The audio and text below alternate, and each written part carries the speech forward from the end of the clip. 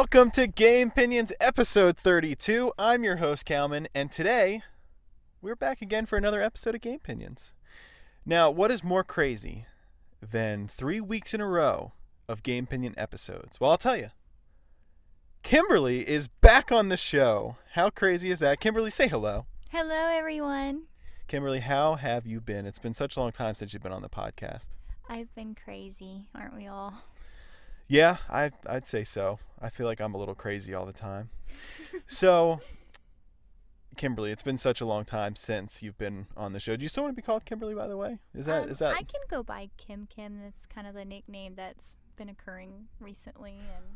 Okay, so Kim. Yes. So, now, we were going to come on here and we're going to talk about the new Xbox that, the Series X that was announced at the Game Awards. But before we get into that, we do have some housekeeping to attend to. So I just want to let Kimberlee kind of talk about some of the things that she's planning on the Gamepinions YouTube channel. Yes. And, I kind of briefly touched upon this last episode, just talking about, we're planning some stuff on YouTube. We're going to have some cool content on there for you guys to watch, after you're done listening to the podcast or before you listen to the podcast, either one. So Kimberlee, take it away. What's your plan?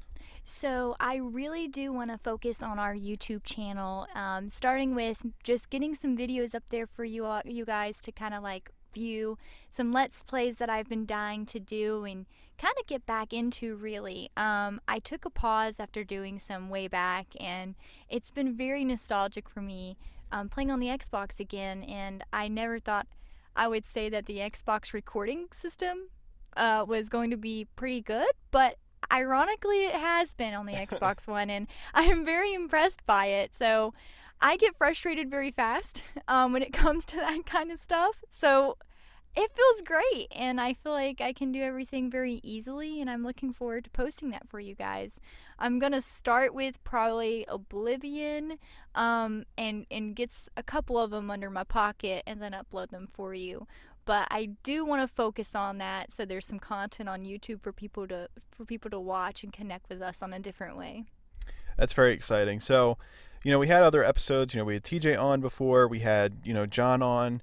John was our music guy. Kimberlee is really our art person. All the things that you see on the channel, that's what she does. That's what she is like a little artist about these little things. So the channel looks awesome. I don't think I had a chance to even talk to you on the podcast since you last made our channel art. With the updated colors, and we kind of flipped it around a bit. Mm-hmm. The more modern looking text, or maybe the more futuristic looking text. Mm-hmm. It looks awesome, so I definitely wanted to thank you for that, for sure. Yeah, no problem. I definitely want it to be refreshing, and I don't want to hurt anyone's eyes, so I just want it to be very pleasing and just kind of keep it up to date, just do a kind of somewhat of an overhaul, and I didn't change the design too much, just freshened it up. Yeah, and that's really awesome. I love that art style so much, and we're definitely rocking it on our, as our podcast art, which is just, it's freaking cool. So definitely wanted to address that because it's been such a long time since we actually recorded an episode. I mean, obviously we talk all the time. This isn't like the first time we're talking to each other. We talk all the time. But yeah, so I just definitely wanted to kind of get that out there. Whenever we have somebody that is, podcasting with us that's, done something, I just want to, make it a point to just kind of acknowledge that because, just like John with the music that this podcast starts off with, it's big. It kind of, puts everything together. So definitely thank you for that. Well, thank you. Oh, yeah. So, so we have plans for the YouTube channel. Obviously, we're going to continue the podcast, and it's going to, probably see more frequent uploads. And like I said, we're working on a solution to get everybody wired in here and everybody on the show at once. 4 people talking is going to be absolutely insane. I can't wait for it. So really excited about that. So Kimberlee, I tend to start off these shows now with a little segment that's just, what have you been playing recently? I've basically talked the listeners to death about me playing Death Stranding for the past month now. So what have you been up to in terms of, playing games and all that? Well, I took a trip down to memory lane, and I was kind of reconnecting with all of my older Xbox games and playing some of those and kind of just revisiting that. Then I hopped on board and started actually using my computer that we built for gaming specifically, and gone into Final Fantasy, and I'm gonna butcher this, but XIV. I like to call it by those. I don't know why. It's like 14 or 15. It's the MMO version of Final Fantasy. I'm terrible with Roman numerals. I know.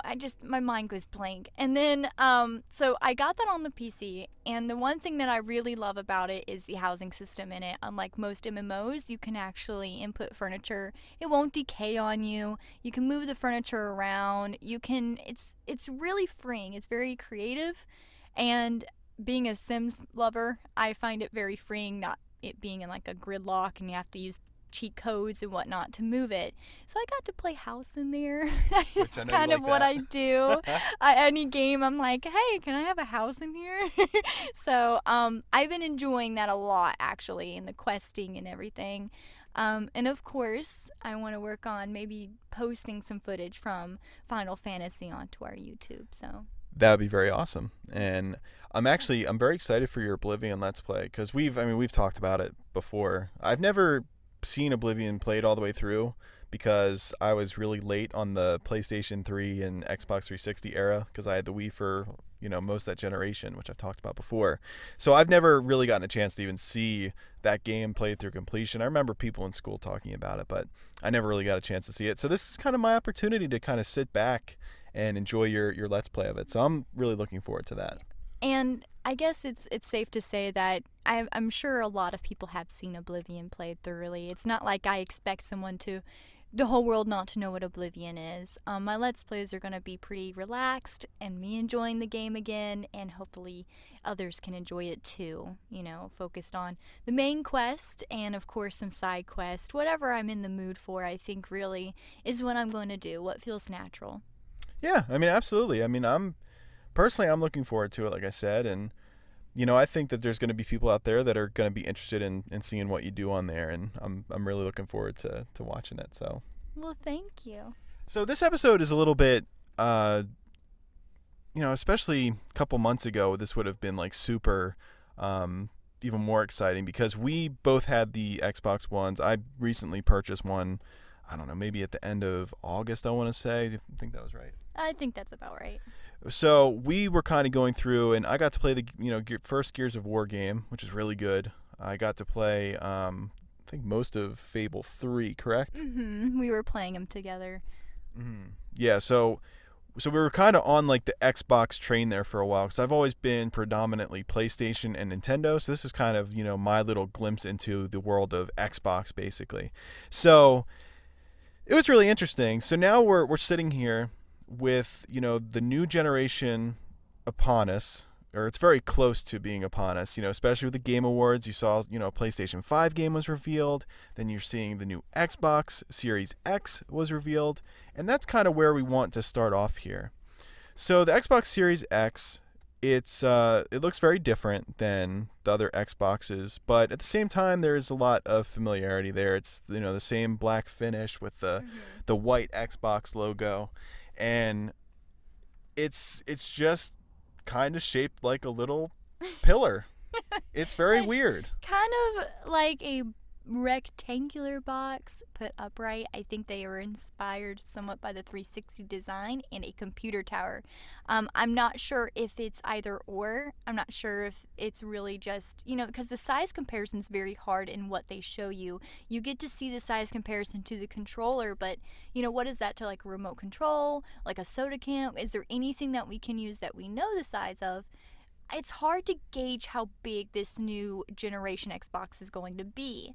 And the design honestly isn't as daring as I was hoping they would go. I'd love to see them throw in some color, be a little bit more daring with it. But I'm thinking the reason why they designed it this way is because of everything it can do. I think they're trying to make it more light, and I think they're trying to make it more compact.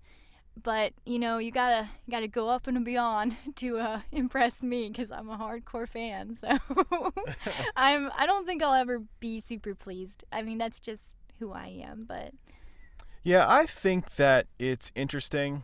It's definitely been subject to a very large amount of memes which I think is it's really interesting because it's either a really good thing or a really bad thing. It's good in a sense that there's so many people still talking about this console, even though it's like, it's weird and kind of divisive. Some people are really digging it, and I have a feeling that because people are really talking about this console so much, that having a chance to own one of these meme machines is going to be pretty intriguing for a lot of people. Because people are going to be seeing these all online, and you're going to get to own it yourself. I think there's something a little bit endearing, I think, about it. Let's tell them what some of the memes are. So far we had seen a trash can photoshopped into the Xbox design, which honestly that brought me some giggles too, because it literally looked like a trash can. They did a really good job with the Photoshop, but everyone's just posting all these ridiculous things on what it looks like the new, it kind of looks like an Alexa device. That's what I think it looks like. It kind of looks like a little speaker in a way, like it's supposed to listen to you. And I think there's a dot. So basically it's picture a rectangle standing up, and then picture like this bending inward net at the very top. And then there's a green glowing circle that appears to illuminate that. So the design is it almost looks like it's going to listen to you, which might be what they're incorporating with Cortana. So as you speak to Cortana, maybe that will glow green instead, or maybe that's going to be when you turn on the Xbox that a green circle is going to appear, is my speculation of that. I actually didn't think about that. I always kind of thought that as like an outtake fan. But that actually would be kind of neat if they kind of made it like that. I didn't think about that because because that was what it kind of resembled to me. Everyone's saying PC tower, all of that, but to me it kind of reminded me of like one of the tall Alexa speakers. Mm-hmm. Only it's more obviously cubicle in a way. It has a square footprint, but it it is a giant rectangle. But it's not really giant though. It's weird. It's like you said. It's hard to kind of gauge the scale of it. But it's going to probably be a lot smaller than we think it's going to be, just because I feel like that's how things tend to be. Now, something I really didn't look too far into is the USB ports. I really don't know if I actually looked for them. I saw the wireless controller, and I also saw a CD tray for you to put in a physical disc. But however, I don't think I really paid attention to anywhere where you can charge a plug-in controller unless it's in the back of the device. I don't think I saw any of that as far as when I was glancing over it, kind of taking it all in. But what we did notice as far as the controller goes is there's now it looks like a screenshot option, or maybe that's going to be the new menu system. I'm not sure where they're going to go with that. The D-pad has also changed to be this kind of it's a circle still. It's not a plus symbol anymore. It's more of a circle with a squarish design as to what direction you are pushing the D-pad into. Yeah, I think it still might be a little bit of a plus symbol in a way, but it's like, concave now. So it resembles more like the 360 controller for sure. But hopefully it's not as bad as that one was, because I personally wasn't a big fan. But to be fair, with modern games now, unless you're playing a lot of like old, side-scroller games, or like the old, games that really Xbox really never had to worry a whole bunch about, it's really not going to make a big difference. I don't really think it will make a huge difference. As far as hotkey goes, it might actually assist you in picking out those diagonal choices and options for quick in-game. It could be beneficial. We don't know that yet. As far as the weight of the controller and how big they are, I think you had mentioned that they're going back to maybe a smaller sized controller so it fits better in, I guess, small hands, which I'm really looking forward to if that's the case, because I have really little hands that struggle with iPhone sizes and everything, so when I had the Xbox One controller in my hand for the first time, I was like, this thing is huge, and I was kind of like, I hope I can play games with this. I was nervous. I was like, well, there goes my gaming. I can't game on this. I'm going to have to find a new console. But everything worked out just fine. I'm just really curious about the size? I think you mentioned 360 controller. So I think it's going to be probably comparable to that. There are slight differences in terms of, I guess, like the back of the controller. It kind of warps into like the handles a little bit more. I was listening to this interview on YouTube. I honestly cannot remember, which interview it was, but basically the guy confirmed that it was indeed a share button on the controller. Okay. I don't think he mentioned anything about the D-pad, but he did mention that. I lost my train of thought. What were we talking about? It happens. But as far as the controller itself. Oh yeah. So he said that they kind of used, I guess, analytics in terms of how many hands fit comfortably. And I'm not sure how they did this, but I guess it's just from some kind of, sample size or something that was significant enough to kind of make a change. And basically, their analytics showed that the Xbox One controller was compatible with and, comfortable with, a ton of hands, basically. And this was basically just to increase. They made the slight adjustment to make it slightly smaller to increase that number of people that are going to comfortably be able to play the Xbox. And as I've mentioned before, which is a really long time ago, but to me, the controller is the number one way a person connects to their experience in game. It's very important. I mean, even me, I prefer the diagonal analog sticks over the PlayStation's horizontally aligned sticks itself. I just feel more immersed, and I like the girth the Xbox controller has. It makes me feel more like I'm in the game. It makes me feel like I have, escaped my reality and now I can just get into my game and get lost into it. So to me, it's very important for how the controller's designed. Yeah, I kind of feel a similar way. I've always just felt really comfortable with the PlayStation layout. I don't mind the Xbox layout. To me, it's just very difficult to go between the Switch and the Xbox because the letters are swapped out. If they had the same like letter combination, like I'd be, totally fine with that. But it just, that's always kind of been a confusing thing for me. And once I get used to the Xbox, then I have to readjust to the Switch, and then I have to. It's a constant battle. Where PlayStation, it's like, the X looks different, the square looks different. I know exactly what I'm going to press. But going back to what you said, though, about the USB ports, I'm willing to bet that they're probably on the rear of the device for sure. Just because, I would have liked them to show it off, but at the same time, it's like, I guess they want to just, show off a clean look. And when you introduce all those ports, it doesn't look as clean. So that probably ended up. But I'd say that it probably looks very similar to how the Xbox One is laid out. But I am curious, though, how the ports are angled in terms of, because it's showing that, it's a pillar, and that seems to be the, predominant way of, putting it in your entertainment center, right? Being vertical. That's kind of what the intention is. Though obviously you can put it, horizontal. But I'm just curious if the ports are, lined up in a, vertical way, or if they're, twisted. How everything's shaped. So, laid out. Not that it really matters. It's not a huge deal, but I'm kind of curious to see what the whole deal with that is.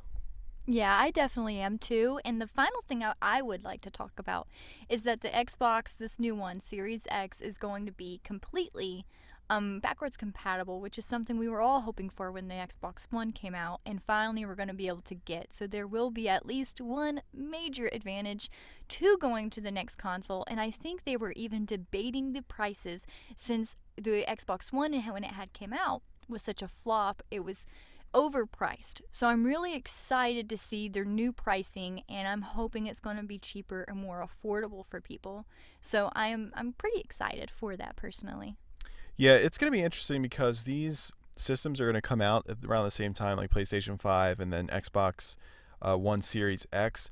I'm willing to bet that this isn't going to be the only Xbox that's going to be releasing in 2020, holiday of 2020. I believe there is going to be a Series S, and the fact, and I heard this as well, And it makes sense too. I was kind of thinking the same thing. The fact that they've named these series, it sets it up for potentially a business model where they can release a new Xbox every couple of years now and just make it a more upgraded version. So this might be the last Xbox. It might just be the Xbox series and then it just keeps going up and up, more powerful. Then eventually you'll have to upgrade your lowest tier. Mm-hmm. But X does kind of, it kind of implies that that's the most powerful model of the system. So that's why, the Xbox Series S is probably going to launch alongside, probably without a disk drive, because that, did return for this one. So everything will probably be digital, similar to what they did with like the Xbox One S, non-physical edition. So it's going to probably come out something similar to that. And I also heard that they may do some kind of streaming thing. They've been working on, I guess, the, xCloud or whatever they call it. And that's kind of been something they've been experimenting with for a while. So we might see an addition that might be that. So it's gonna be very interesting. But it's gonna be cool though, because, last time like Xbox and PlayStation were releasing their systems, Sony kind of hung back a little bit just to see what Microsoft was gonna do. Mm-hmm. And so they're not really gonna get a chance to do that this year. So, or I guess, this generation, because it seems like they're going to be releasing at the same time and very close at least. They're going to be releasing. That's another thing that I'm a little nervous about. They're going to be releasing very close, and the comparisons are going to be everywhere. People, might be incited to do the whole console war thing as they get released close to the holidays. And I'm interested to see how the ads are going to be, but I don't think we're going to get additional information until we get closer. And I'm really excited to see about the exclusives to offer. So as we get closer, we will definitely retouch on this topic. Yeah, definitely. And I think that, I guess when I was talking about the, the releases from last generation, they actually were very close too. But I think this year, the E3 strategies are going to be completely different. E3 is not as big as it used to be. There's not going to be, I think, as much attention on the features of the system that there was last time when Microsoft was pushing the whole DRM thing, and then PlayStation basically said, hey, let's go to our other plan that doesn't include that. I think it's just going to be completely different this year, or, this year and this generation yeah. in terms of that. So it's going to be really, really interesting to see what they end up, pulling out here. Mm-hmm. Because both of them seem like they're going to have backwards compatibility. And it's really going to come down to the exclusives. And, there was a couple of different, Xbox games that they showed off. The Hellblade 2, that was kind of the big one. And it's being put under a Microsoft, game studio. So I'm not sure if that's ever going to see light on any other system. So that might be a, decent exclusive that they can kind of put in their, cap there. So it should be pretty interesting. Yes, it definitely should be. And I think that I overheard the new Demon's Souls, though, being an exclusive to PlayStation. And I mean, that's going to be huge. I mean, Demon's Souls is a prior game to Dark Souls. And the story, they say, is very in-depth and very, I guess, in capturing, like, people really were interested in all the lore. So there's going to definitely be some fans that are going to go more towards the PlayStation side, or even just own the PlayStation as well as the Xbox, depending on how much they like either system. I know definitely one day I'm going to have both. Yeah. Because we can't stop ourselves from owning all the consoles coming out, let's be honest. But I definitely am interested to see if Xbox has any kind of secret exclusives besides, of course, Halo that they're offering out. Yep, Halo Infinite's going to be a launch title for the Xbox One Series X. Oh, yeah, and I'm a huge Halo fangirl, so I'll keep you guys posted on what I think. So. Yeah, so that's going to be pretty cool. And, yeah, both companies here, they've kind of been gearing up. I mean, we talked about Microsoft acquiring Obsidian, which, we had the Outer Worlds, but you have to probably believe that at some point in time, they're going to utilize Obsidian to release exclusive games for the system. So it's going to be very interesting, especially, Sony, they acquired Insomniac. So they're going to have the Spider-Man 2 probably as a launch title for PlayStation 5. That's a huge game. That was one of the, highest selling, new IPs that PlayStation released, really high selling exclusive. So, it's going to be very competitive, I think, this gen. And very exciting because we still don't know. We know there's games coming out for the Switch, but I'm excited to see what else they do for the holiday. I mean, I don't think they're going to miss out on something for the next, holiday run, especially how close these are releasing. I'm sure there's going to be something that Nintendo squeezes into or releases something. Maybe an add-on, an accessory, something to keep it interesting for their Switch systems, honestly. I know they released the Lite, the smaller version, but I'm wondering if they're going to get more daring or release more colors. Something as simple as that, possibly. So. Yeah, I think that for next Christmas, I think we're going to see a really competitive Switch system too. We may or may not be getting Breath of the Wild 2 next year. It's really hard to say. I know a lot of people think that's, years off, but it's using the same assets and I'm assuming the same engine, and everything they need is kind of already there. So I think that game is going to release relatively soon. And then, of course, you have, Retro Studios working on Metroid, and, there's a lot of different, possibilities with the Switch going forward too. And, who knows? Maybe we'll see a Switch Pro at some point. It's kind of hard to say. I mean, I would imagine that they're going to release a more powerful Switch at some point too. Yes, and another thing that I honestly think that they're doing, or at least that PlayStation's doing, and I guess kind of Xbox as well, is I'm starting to see these different color controllers for PlayStation.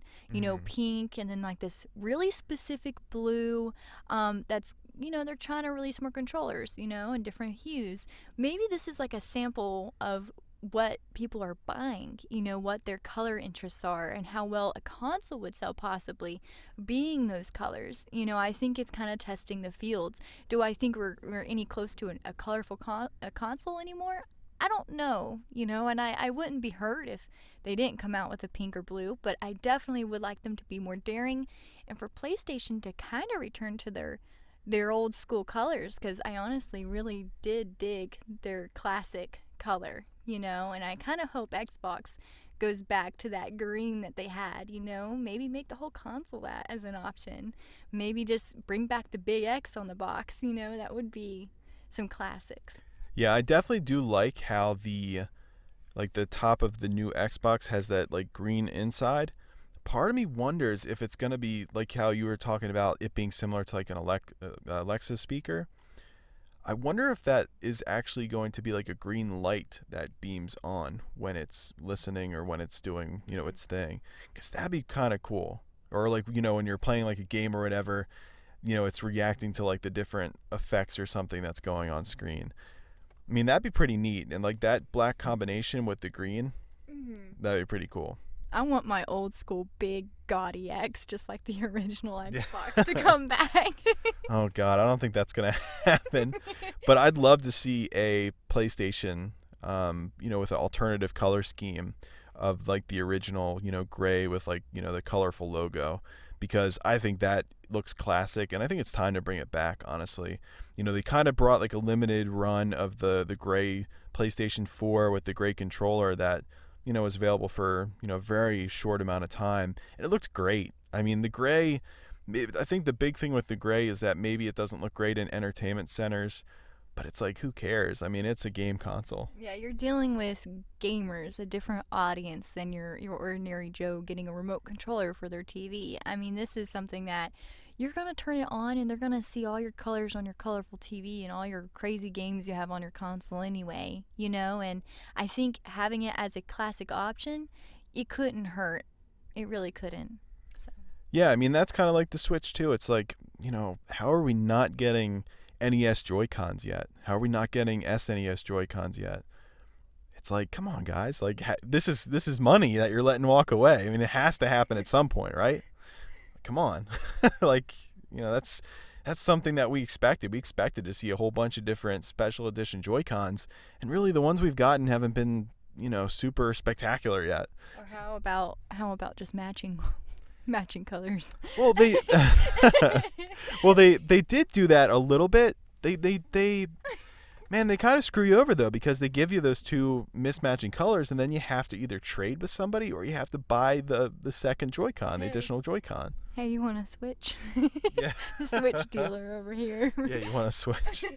But yeah, so this was more or less just kind of like a casual, Xbox discussion. And, I'm not really a master of specs, but this is not going to be a slouch in the power department. It's going to be able to do some pretty impressive things.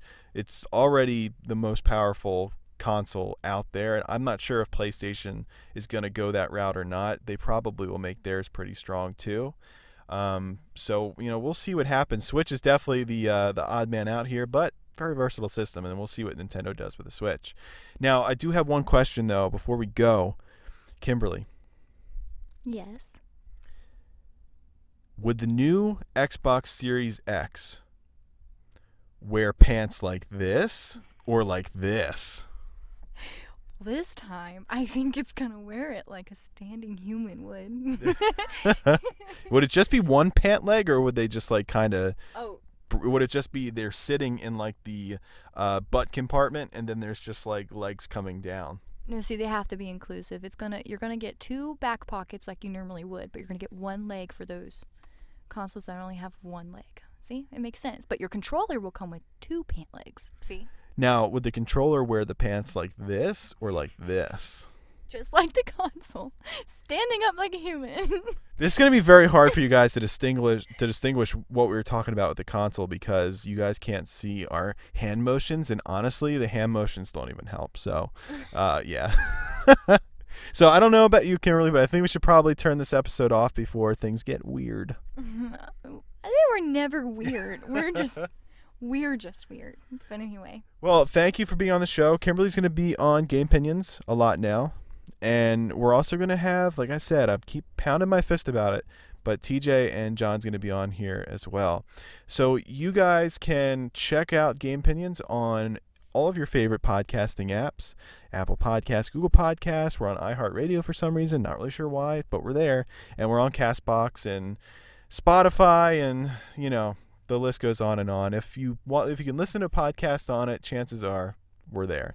And we would greatly appreciate any review that you guys can put up for Apple Podcasts, because they really do go a long way in both giving us feedback and, just getting us on the same page as you guys and understanding what you guys like about the show and what you don't like about the show.